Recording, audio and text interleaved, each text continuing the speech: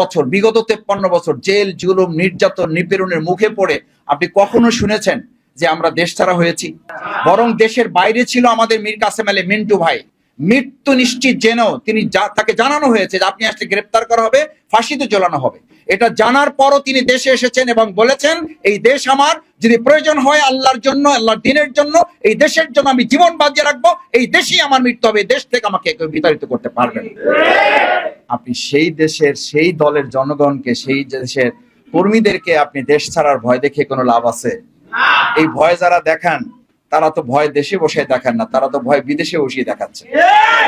এই বাংলাদেশের জনগণের স্লোগান, যেটা তারা সেদিন বলেছিল, কথায় কথায় বাংলা স্যার, বাংলা তোমার মর্যাদার না।